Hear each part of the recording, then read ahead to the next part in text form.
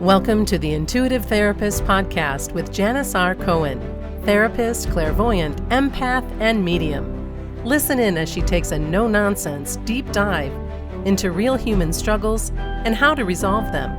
Janis will share channeled information from her spirit guide team, as well as the angels and archangels, to help you master your emotional, physical, financial, and spiritual destiny.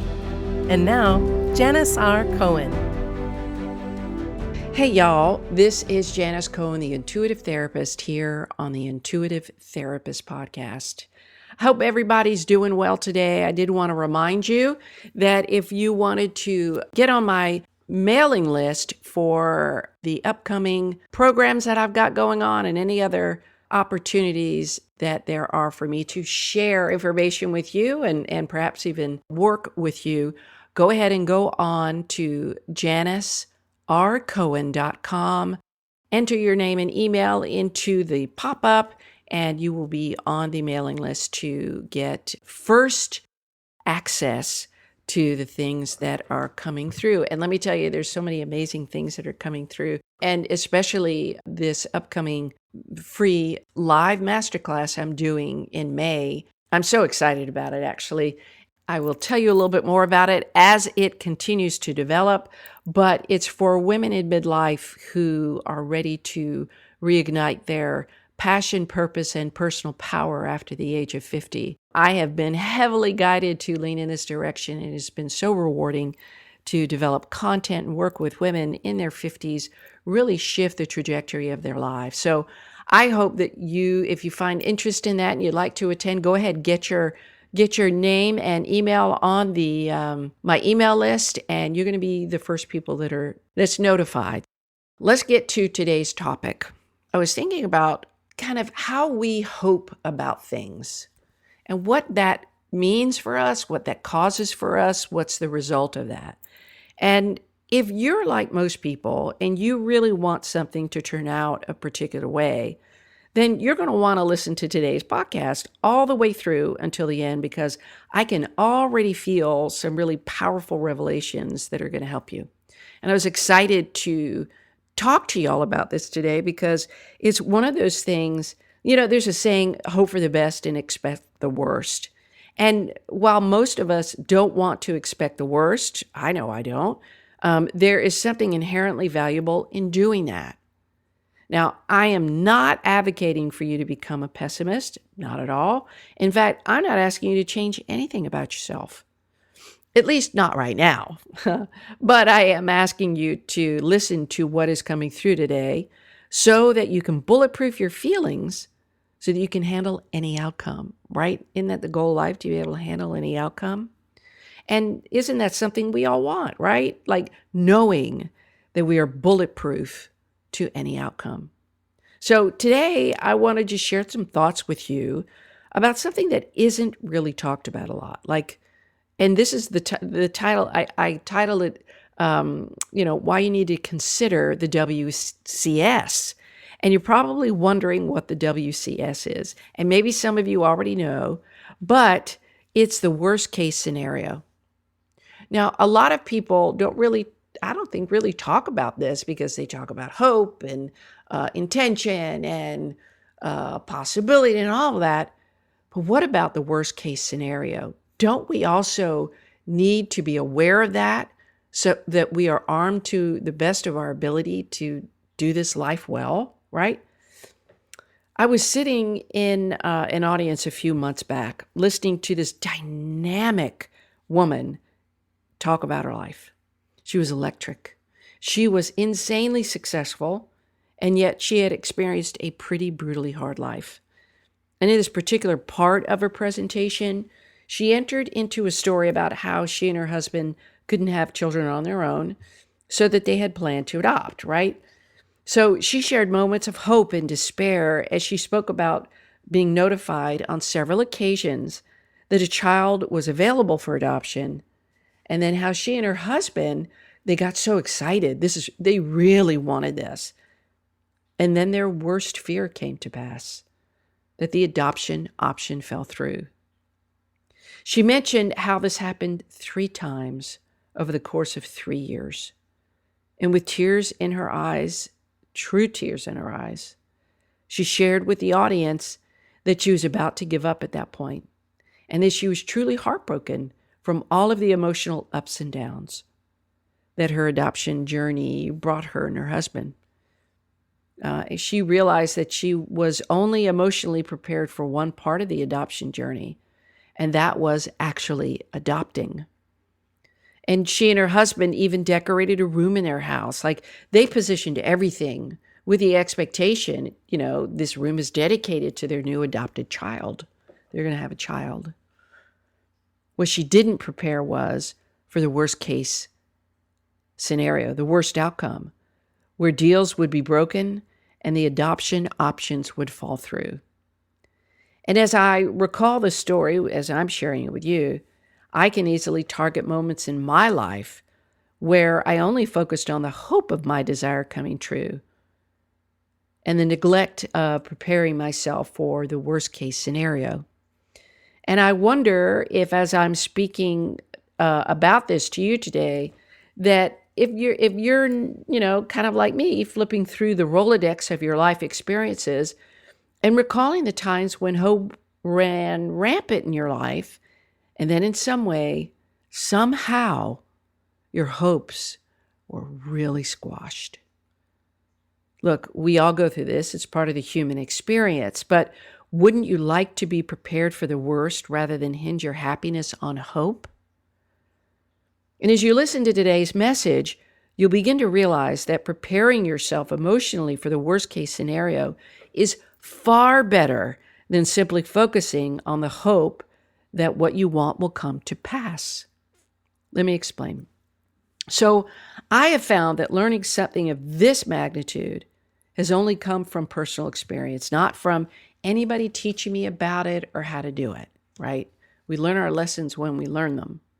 And because I want you to learn how to master your emotions and your psychological state, that I'm sharing this with you today. You see, if you don't examine all of the possible outcomes of a situation where you hinge your happiness on, then you'll be, screwed. I'm an optimist, and I don't want you to be screwed. And by nature, I'm an optimist, and even though I can be anxious about things and worry, that's true, my nature is to focus on and believe that whatever outcomes happen, that I can not only accept them, but I can also handle them. The worst case scenario. Yuck.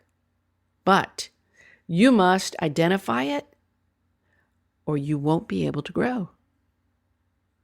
You'll always feel hurt after hurt after hurt, and attacked after attacked after attacked. And pretty soon, if you don't learn how to do this, you're going to start feeling like life is happening to you instead of for you. So the woman I spoke about earlier finally looked at her worst case scenario after the third failure, which was perhaps, maybe the worst case scenario was that God's plan for her didn't involve her being a mother and that she'd have to let that dream go. Worst case scenario, right? So she sat with it, pondered about it, accepted it, and let it go. So I wonder what in your life you are hinging your happiness on, and where are you avoiding looking at all possible outcomes? And if you are courageous enough to plot out all the possible outcomes, including the worst case scenario, how do you feel when you do that? Does it allow you to feel more empowered, more clear, stronger? Or does it put you back in a state of fear, paralyzes you? What is a trigger inside you when you identify the worst case scenario or scenarios? What would you be? Who would you be if the worst case scenario actually happened? Do you anticipate yourself being intact? Do you anticipate yourself being destroyed? How would you think about yourself and your life if the worst case scenario happened? Is there a way for you to reframe it, for you to shift into a different meaning of it, right? Remember how I said that when things don't happen, it's not because God is being, and I didn't say this part, but I'm going to say it now. It's not because God's being cruel. It's because either it's not time or it's not meant for you. And you have to be able to accept those two things in order to be able to move forward and function well, right? To be able to reframe the things that happen in your life so that you don't develop a kind of personality complex that things don't ever work out for me. I'm unlucky, right? That you make a meaning out of it that isn't even true or there. So you see, just because we hope something will happen doesn't mean that it is meant for it to happen. And fortunately, in this woman's case, ultimately, a baby did come up for adoption. The fourth time she and her husband entered into the process, and she actually did become a mom. Now, I know this sounds like a beautiful ending to a painful story, but it was true. But if it doesn't always work out that way, right? We don't always get the pot of gold at the end of the rainbow. And in fact, life often doesn't give us what we hope for unless it's truly meant for us. But what life does give us is an opportunity to face the fear of not getting what we hope for so that we can get what we need. And out of the disappointments, we can grow and become greater versions of ourselves. If you're hoping for anything to happen, get yourself grounded in all possible outcomes, and then you can prepare yourself to handle whatever happens. You're prepared. Imagine the worst case scenario is the best case scenario for you. Now talk about a reframe. Because it's there that you can build internal strength and become a stronger, more adaptable, and emotionally competent human being when life delivers the left hook and the right hook at the same time and brings you to your knees. So if you're hoping for anything, write down all of the possible outcomes, including the worst case scenario or scenarios, and notice how the fear that lives in your mind, scaring you to death of the worst case scenario happening, starts to settle down, starts to get quiet. And while you continue to be aware that you hold out hope for something, which is great, don't discard that. That's great. You aren't hinging your happiness on the hopeful outcome. Rather, you're hinging your happiness on your capacity to handle the worst case scenario and build internal strength for the next hope that you have. Get on my mailing list, ladies. Y'all are going to love the you-know-what out of this new program. And I am so excited about it. I can't wait to share all the knowledge about this with you because the feedback already from the women that I've spoken to about it is off the freaking charts. So good, so good, so good. I wish you all a blessed day, a wonderful week, and as always, live intuitively. Thanks for listening to The Intuitive Therapist. If you like what you heard, the best compliment you can give us is to share this podcast with a friend. And be sure to give us some stars and a favorable review at Apple Podcasts or wherever you listen in.